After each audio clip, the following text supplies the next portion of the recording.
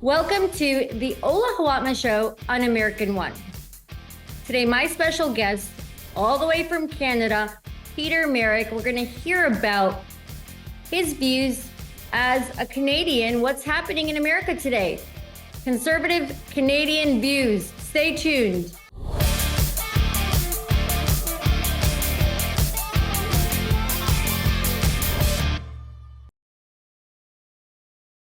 On the Ola Hawatmeh Show, my special guest from Canada, Peter Merrick. Peter, thank you for coming on. Well, thank you, Ola. I am originally from Canada. I lived there until I was 50. I was off and on in the United States. I permanently moved to the US in 2019, and my life was completely disrupted when March 13th came around 2020, and I found myself having to make a decision, and my decision was to remain in the United States. Wow. So you have written over 800 articles from Bloomberg, Wall Street Journal, and a lot of Canadian articles. And your views as a non-American, like a Canadian resident, what are your views about what's happening in America today? Now, when I spoke to you on the phone, you weren't always conservative. You used to no, you weren't. I want to know your views and what made you change. Well, let me share with you that Canadians have a really good vantage point because it's like an ant living next to an elephant. So in Canada, we received all the channels: ABC, NBC, CBS, CNN, Fox, everything. So we knew everything. We also knew all the movies, you name it. Now, Americans didn't know much about Canada, and why should they? Because Canada was just so small. One of the activities of a Canadian, which I'm guilty of, was speaking our superiority to Americans, because Americans didn't know anything about Canada, and we would make fun of things that I've come to change my mind. One is Canada doesn't have a Second Amendment, so Canadians don't have guns, and we would talk about how it was great. And I have to share with you, I live in Toronto. It is the third largest city in North America. And when I was growing up, there was only approximately 60 to 65 murders a year. Only 3 of them were committed outside of a domestic dispute. So it was a really safe place. I was also my expertise, I've always been an individualist, and I like the health system. And the reason I like the health system being public is I worked with entrepreneurs, and I would see in the United States, many people would think twice about starting a business because they might not get health care. In Canada, it was, you could start your own business. You didn't have to worry if you got sick, you were going to lose everything and lose your house. So I felt it was a gentle society. However, like everything else, there's little things that we notice that don't make sense that cause us to question things. And over the last, I guess, my entire life, I've taken note. And I think that's really what helps people wake up. You have to have a memory, because you have to go and say, this doesn't make sense. And you have to actually compare it to what's happening right now. Because what I've noticed for myself, that there's many things that don't make sense. So looking at the United States is an incredible country. It's sitting on the best geography in the world. Literally, the political system can be a mess because the geography is so great. You could screw up everything and people are still able to like plant things. And there's a river system that's 13,000 miles that no other like country in the world has, that you can navigate. Things are cheap. As a Canadian looking at the States, I have to share with you, there was a lot of jealousy. A lot of things about the United States as a child, I really wanted to experience. For one thing, when I was growing up, we only had 10-ounce Coke cans, and you guys had like 12-ounce, right? When I was a kid, like 12 ounces would like satisfy me. 10, I was still thirsty. You know, the jeans, the Gaps, all like McDonald's, everything. Well, let me share with you one of my concerns right now. It's not just the United States, everything's become global. Anywhere I go, I find the same things.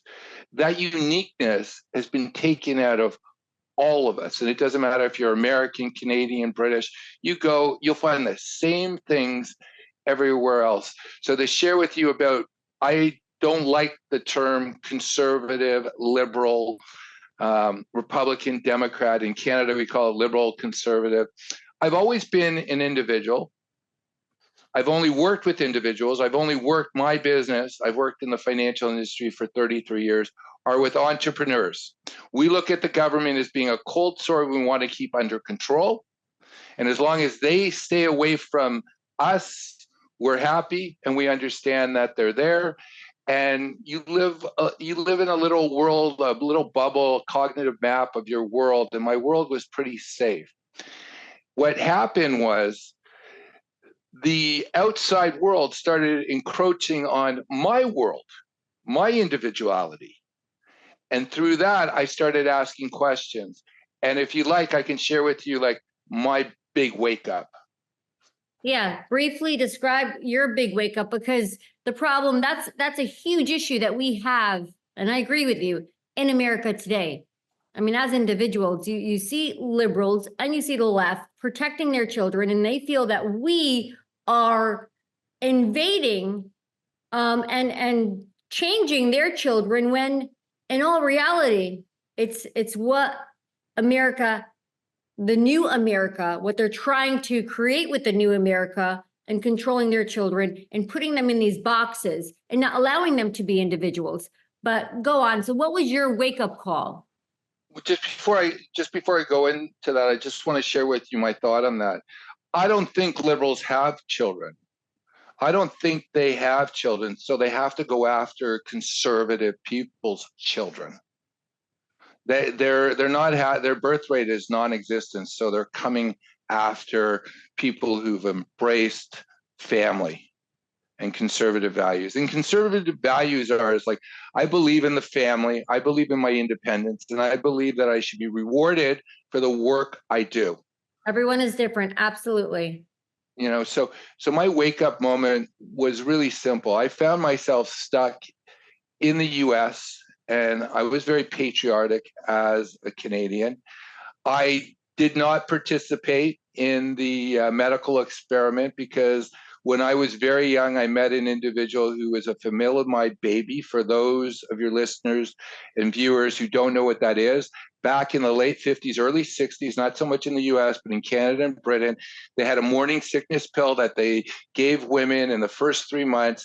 And it was during the time that the fetus, the baby, was developing limbs. So these babies were being born with like doll limbs.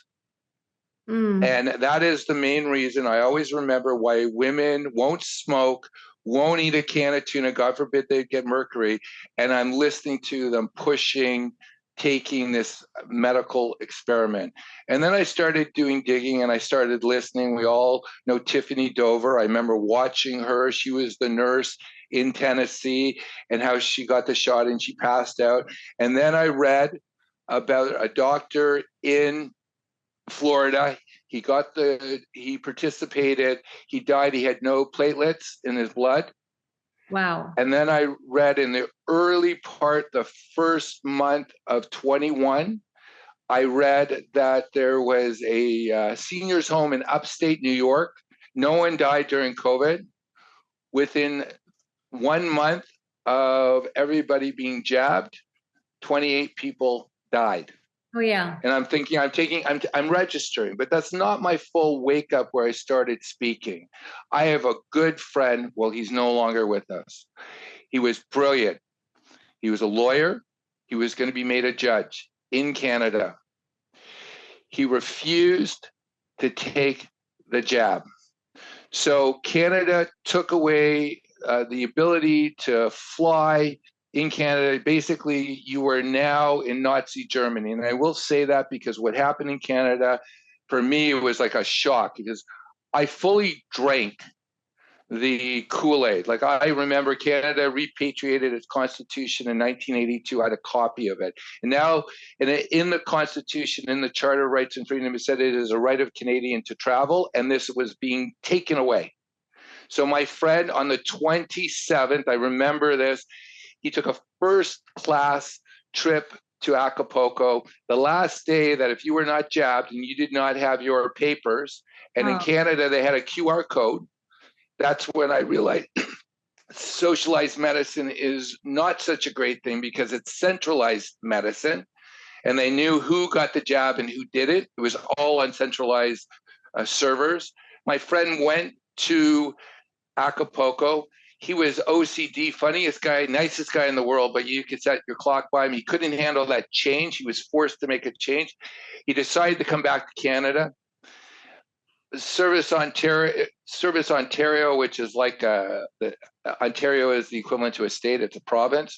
They kept on calling him. He went back on December 14th, 2021. I got a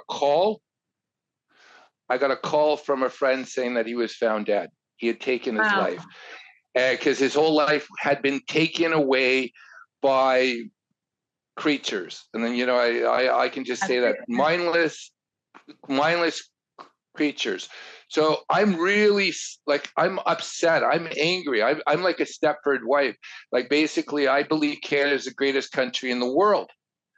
And at that point, I'm thinking, this country, look what it's done. Like, we used to brag how we were, the UN said we were the greatest country in the world. And like, we have all these things. You want to know something? It was the UN. I didn't even question that at that point, right? Like what were they signing up to? What were the treaties they were signing up, the agreements they were signing up to? I was listening to Vaccine Choice Canada, and this is when I came out. And I mean, came out as I'm going to speak.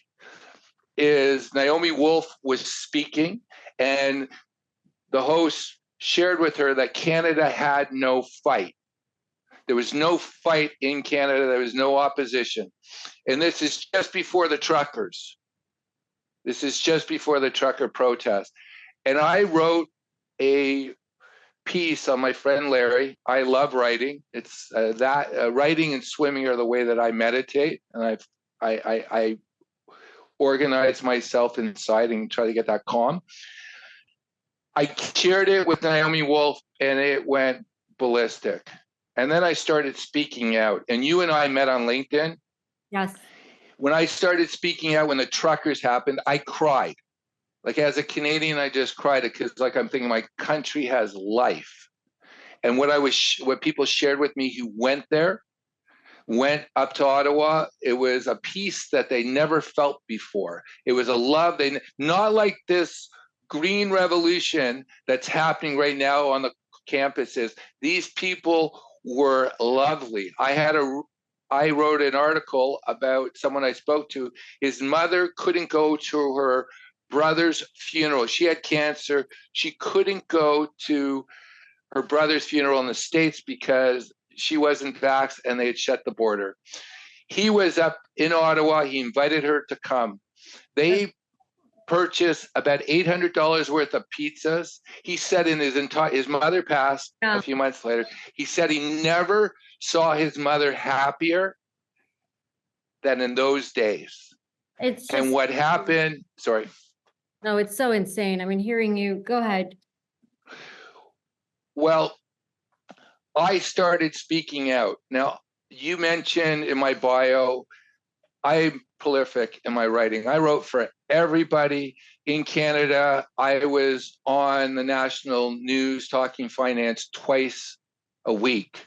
I was known, I was respected, and people didn't know my politics. They knew that if they had a tax problem and they wanted to go and sell their business or reorganize it, that's what I did. But they didn't know my politics because I kept it to myself because, as I shared with you, I'm an individualist.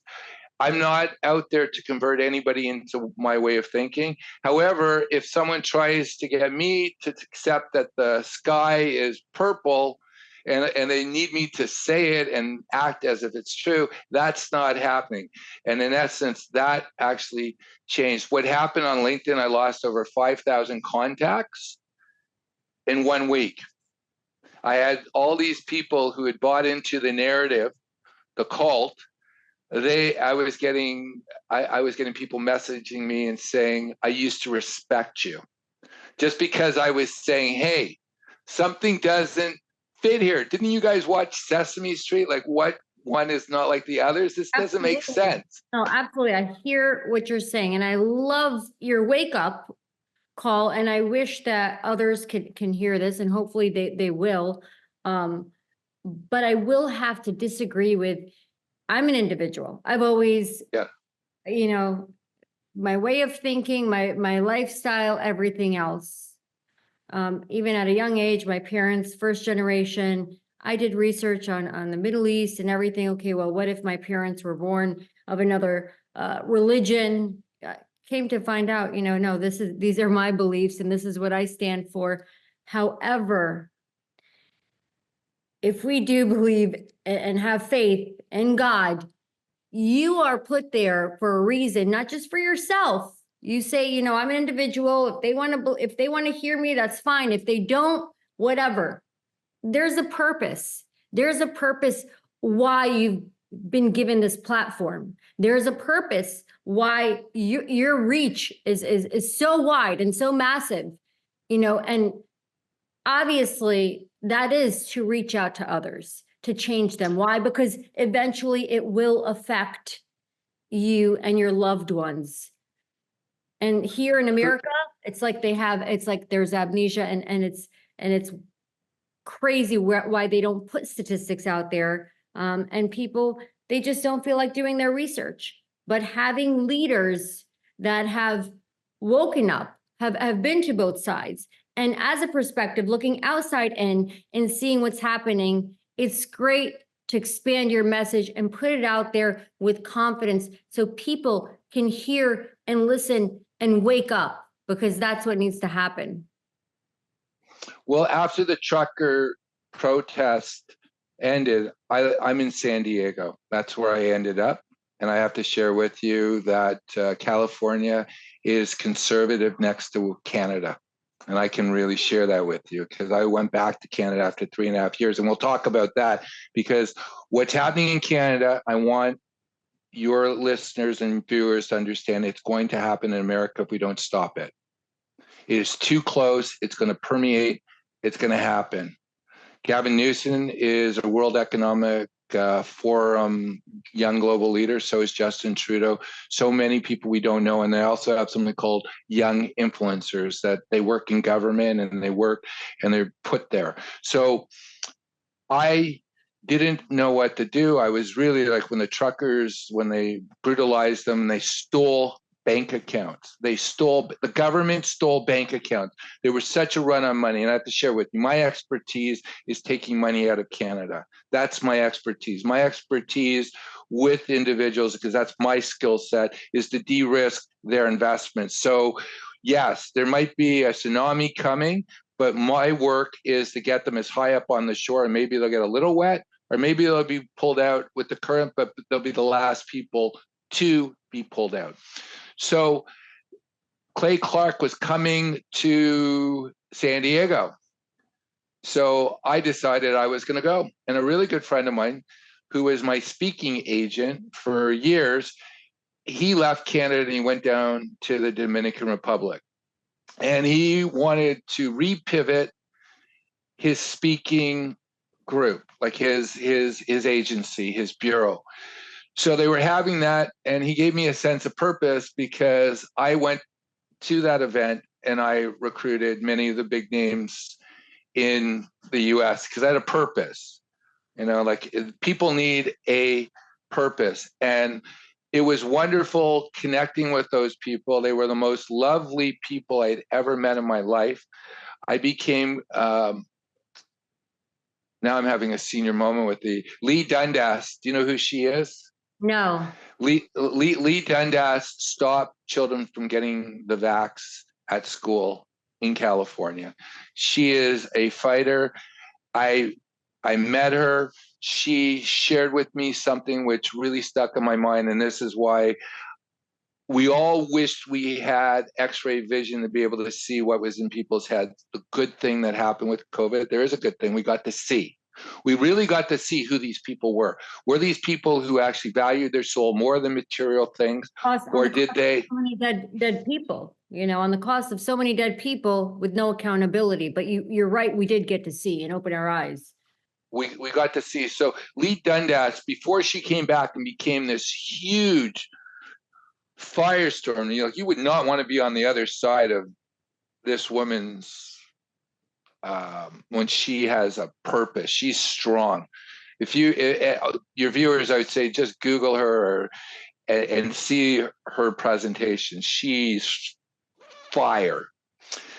I became friends with Lee, and she said something to me. She, before COVID, the fake, she was into child trafficking. She was an international lawyer dealing with human trafficking. Now, she's seen the worst in humanity, how people are treated as an id, as a cog, that they could be thrown away and whatever. She shared with me, because she's spoken at Clay Clark at every single event, she says that she would leave her children with someone that she met there, and she would never do that because she's seen the worst of humanity, because she shared that she saw these people who understood that the only currency, and we can talk about God, is your soul. Everything else is transient. And I want to share with you a story about that I use for myself. We have about 5 minutes. We're all being okay. So for our purpose, because this is very important for your audience. There was the story of Moses. People don't know how Moses ended up having a speech impediment. So the story goes that when he was pre-verbal, he's playing with Pharaoh, and he takes Pharaoh's crown. And Pharaoh's advisors say, "This is a terrible thing. That's a terrible omen. We have to put him to death." A more measured advisor of Pharaoh goes and says, "No, he's a child. Let's do a test. We're going to put the crown and lots of jewels in one bowl, and we're going to put hot coals in another. And we're going to see what he does. And if he reaches for the crown, we'll put him to death." So Moses wants the crown. He's going for the crown. And an angel comes down and bumps him, and he picks up a hot coal and he puts it to his mouth. Getting back to what you were sharing with me, that we each have a purpose. Each and every one of us, it doesn't matter what you've done up until this moment, this is your moment. Your greatest moment is now, and it hasn't been lived, because each and every single one of us we've been saved on the bench. Because I can share with you, Ola, I could have been co-opted. I was in a meeting in 2013 of an organization that was created by Mikhail Gorbachev after the Rio conference, and 2 prime ministers were in the room, and there were only 8 of us, and they were going to create something called Green Cross to deal with the environment. If I had actually gone there and pursued it, I could have been co-opted. Each and every one of us, and this is why we talk about sheeple, and I said, no, I'm going to call it sleeple, because everybody has the potential to wake up, but that takes responsibility to say, I was once that type of person, and we each have something to contribute. And one thing that stuck in my mind, I saw General Flynn speak, and he said something that spoke to me. He said, each and every one of us have a unique ability, a gift that we can provide to this fight, because this is the fight of a lifetime. And I believe those of us who are awake are here for a reason. I fully agree with you. And for me, I have the ability to speak. I have the ability to write. And that's what I contribute. Other people are great at like putting together organization. Each and every one of us has to take stock of ourselves. Absolutely. And figure out how we can contribute to make the world better than we found it. And this is a great test. And even though how bad it seems, you and I are talking right now, and we have a connection because we are 2 spirits, two souls connecting. I'm not looking at you as a physical person because, well, let's be honest, I like calling things out. You're a very beautiful person. You can be a beautiful person and have a terrible demeanor and a terrible soul. And this is what we all have the opportunity to make a difference, not only in our lives, in our community. And I'm going to leave with what I know that you said we had 5 minutes. I want to share something. It's a parable I once heard. Once I wanted to change the world, and I found out I couldn't change the world. So I wanted to change my community, and I found out I couldn't change my community. So I thought that I could change my family, and that didn't happen. So I turned to the one thing that I did have control of, myself. Through changing myself, I changed my family, I changed my community, and I changed the world. Each and every one of us is like a hydrogen bomb. If you go inwards, you will make a huge, huge impact. Peter Merrick, thank you so much for your encouraging words. Where can viewers find you, find your stuff? It's really difficult. It's petermerrick.com. Peter and Merrick is spelled MERRICK.com. I made it really difficult for everyone to find me. Well, you are wonderful. Thank you so much for coming on. God bless. Thank you so much.